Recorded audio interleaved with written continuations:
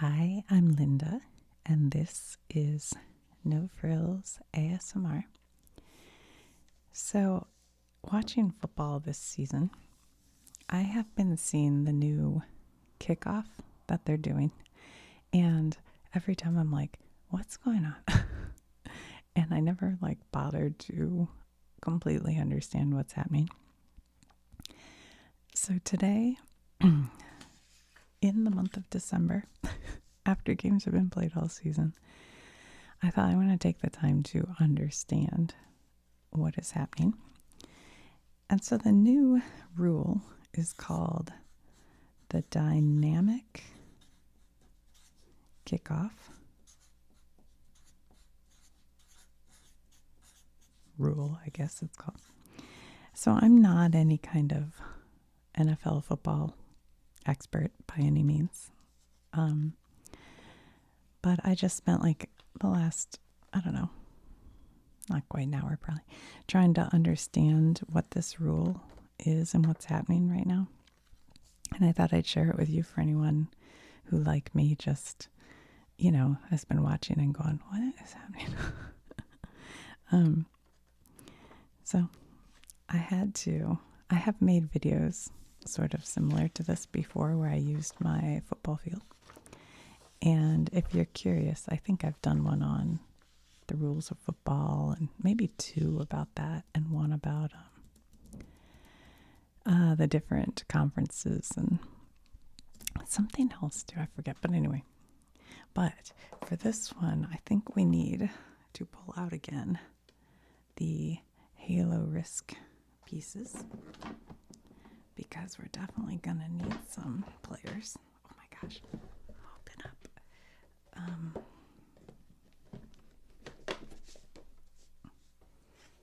So let's get out. I want something that you'll be able to see. Will you be able to see that? I think so. We'll get out 1, 2, 3, 4, 5, 6, 7, 8, 9, 10, 11. I just heard a noise. Did you guys hear that? I don't know.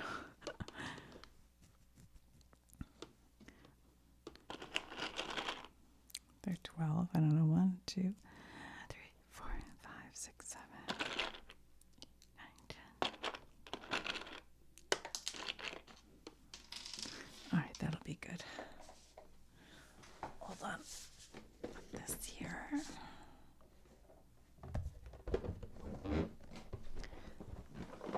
Okay. So, with this dynamic kickoff rule, from my understanding, what you have is your kicker. This is this is the Green Bay Packers, obviously, and this looks like the Vikings. So I think that's what we have here. But so we have our Green Bay Packer kicker on the 35-yard line. And then his teammates will line up at the 40-yard line. And they have to have a foot, I believe, on the 40-yard line. So they're all lined up here. And I should say at the 40-yard line for the receiving team.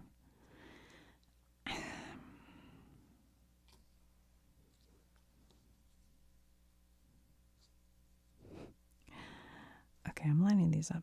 So I record on my phone, and I can see right now that my dad and my son both just called me within the last couple of seconds, and I don't know why. So now I'm feeling like I may have to stop. I guess I'll let it go, and if they call again. All right, that's all I can fit, so that's not a whole team, but close enough. And then the other team has to line up between the 30 and the 35-yard line. And these guys are too big. They take up all 5 yards. But a regular dude would not take up that much space. And at least 7 of the team has to have at least 1 foot on the 35-yard line. So they have to be up. And whoops, that is called the restraining line. So at least 7 of them have to have their foot up here. But they have to be between the 30 and 35 yard line. And what that area is called, between the 30 and 35, is the setup zone.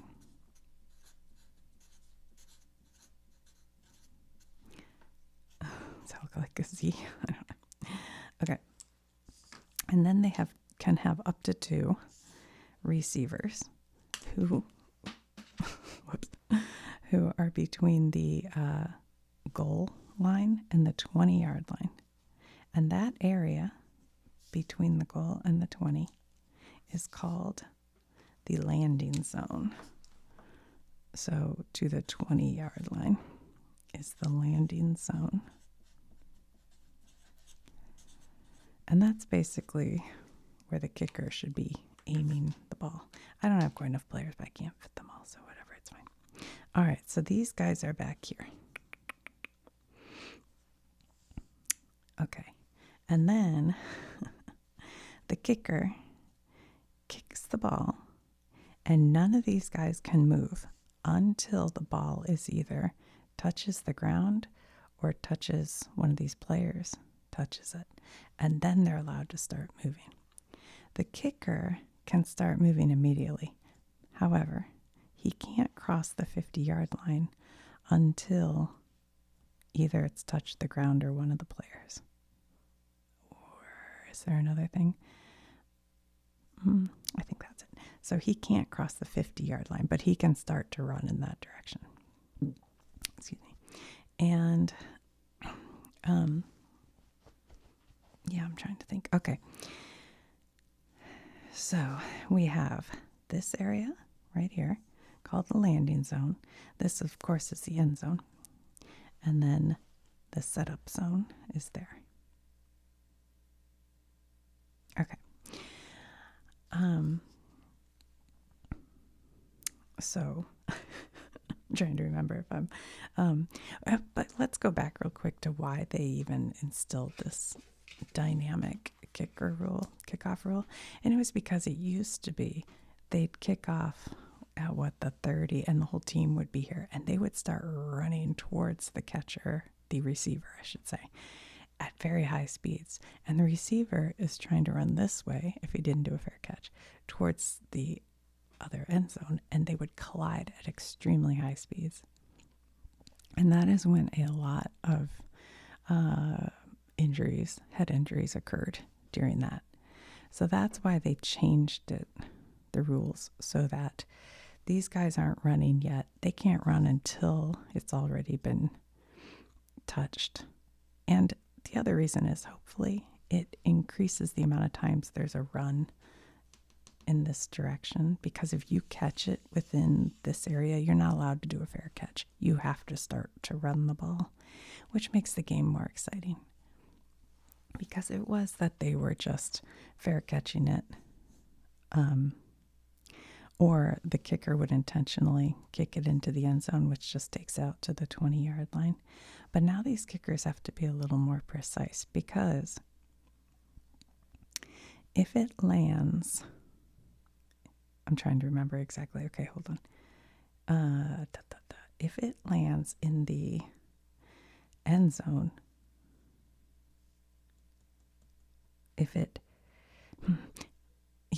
lands in the end zone or bounces into the end zone, is that right? No. Okay. If it lands in the landing zone and then bounces into the end zone, then the ball will go out to the 20-yard line. And so that really encourages these guys to want to pick it up and run it, right? Yeah. If it lands in the end zone and goes out of the end zone or is direct into the end zone, then the ball will be brought out to the 30-yard line. So that increases the kicker's incentive to get it within the landing zone and not into the end zone. Yeah, that's right. If it lands short of the landing zone, So it lands in here. Then it goes out to the 40-yard line. So the kicker's got to be a little more precise. He wants to try to get it in this area. Yeah, that's right. Sorry, I'm still thinking it through while also sharing it with you. Okay, but once it lands, even if it bounces into the end zone, either team can grab it. Yeah. All right, I printed up this sheet just so we could read it over to remind myself. All right, alignment. All kicking team players beside the kicker, all kicking team players beside the kicker line up on the receiving team's 40-yard line. Yes. At least 9 receiving team players line up in the set-up zone between their 30 and 35-yard line. Yes. Up to 2 receiving team players line up in the landing zone between the goal and the 20-yard line, the landing zone. Yes. Kickoff. The ball is kicked from the 35-yard line as before. No set-up zone players or kicking team players beside the kicker can move until the kicked ball either touches the ground or is fielded by a returner in the landing zone or in the end zone. Okay. Fielding. Any kick that hits the ground before the landing zone, so up here, is treated like a kickoff out of bounds. Play is dead, so they can't even try to catch it so they don't even try if it's beyond the 20. Okay, play is dead, and the receiving team gets the ball on their own 40-yard line. So that would be a pretty bad kick if you didn't, and I think I saw that in a game just recently. I think it was the Steelers. Was it Browns they were playing or Bengals? They didn't quite make it. They hit it like on the 30, so it went out to the 40. Any kick that falls in the landing zone must be returned unless it then reaches the end zone and is downed by a touchback, in which case the receiving team gets the ball at its own 20-yard line. So if it bounces into here and one of the kicking team's player grabs it, then it goes to their 20, but it's still their ball. Am I understanding that right? Is that what a touchback is? I think any kick that falls in the end zone and is downed or goes out of the back of the end zone is a touchback. Okay. In which case the receiving team gets the ball on its own 30-yard line. Any kick that falls in the landing zone must be returned unless it reaches the end zone and is down for a touchback. Anything that falls in the end zone. Yeah. Okay, so if the kicker has it fall into the end zone, then it goes to the 30. Okay, we hit on all that, I think. Oh yeah, this is interesting. So onside kicks, where the kicking team attempts to recover its own kick. We went over that in the previous video I did. So look at the playlist for sports videos and you'll see some about football. But now they've changed the onside kick rules so that you can only attempt an onside kick if it's the fourth quarter and your team is losing or down in points, and you must declare that you're going to do an onside kick. One thing I forgot to look up is, so can you still like fake an onside kick, or is that not? I don't see that written down anywhere. Anyway, but I also printed this up. I just wanted to read it to you because I don't know if this really has to do with this, but when I was looking stuff up, because there was a play just yesterday, it kept coming up, on the searches. And it is about this Chargers. I think it was the Chargers playing the Broncos, maybe yesterday or recently. And they made a free kick. And they said even the players on the team were like, I don't know what's going on. Like they didn't know the rule because it's sort of a rule that, isn't well known, and they hadn't done it since like 1976, I think.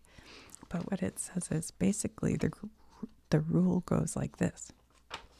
If a team fair catches a punt, okay, so not a kickoff, but a punt, they're allowed to attempt a free kick on the next play. The kick isn't a typical field goal either. The free kick is more like a kickoff, except the kicker has to attempt the field goal off the ground, and there's also a holder. The kicker also has the option to drop kick the ball, but that almost never happens. So what happened was the kicker made the kick. The guy called a fair catch, but one of the other team ran into him anyway, maybe kind of accidentally, I don't know. But so then they got not only their field position, but a 15-yard penalty, which put their team within, the kicker's field goal range. And so they had to line up different because it's a free kick, not a field goal kick. So the other team, I don't know exactly what, but I watched the video. They're down here and his team's up here. And they don't do like a snap. The guy's just holding the ball like Lucy and Charlie Brown style. And then he kicked it from, I think, 57 yards. Did I write it down? Wait. I thought I had a little... Oh, here it is. So the Chargers, fair catch free kick. It was Cameron Dickers. He made a 57-yard field goal. Free kick. I guess it's not a field goal. It's free kick, but it was a field goal. I don't know. Anyway, yeah, so their guy had called for a fair catch, but they got a penalty, which gave them 15 yards. You can call for fair catch on kickoff. See, this is why I'm confused. One place said you can't call for fair catch, but I don't know if it's a difference between somebody explain that to me. I don't know what the fair catch. I'm still confused. But anyway, so then he's just holding the ball and he kicked it, and he didn't just make that 57. I swear it looked like it went on another 10 yards after that. But so it was very exciting that right before the half that he did that, I guess. If you're a Chargers fan. Anyway, all right. Is there anything else I forgot to tell you? I don't know. That might be about it. Yeah, so go watch some of the other football videos I have because they're probably better than this. But now I'm feeling a little worried because I'm getting phone calls, so I have to go and call people. All right, guys. I'll talk to you soon. 1, 2, 3, 4, 5, 6, 7, 8, 9, 10, 11, 12, 13, 14, 15, 16, 17, 18, 19, 20, 21, 22, 23. The 30 to the 35 is the setup zone, and the players have to have their foot on the restraining line. The end zone to the 20 is called the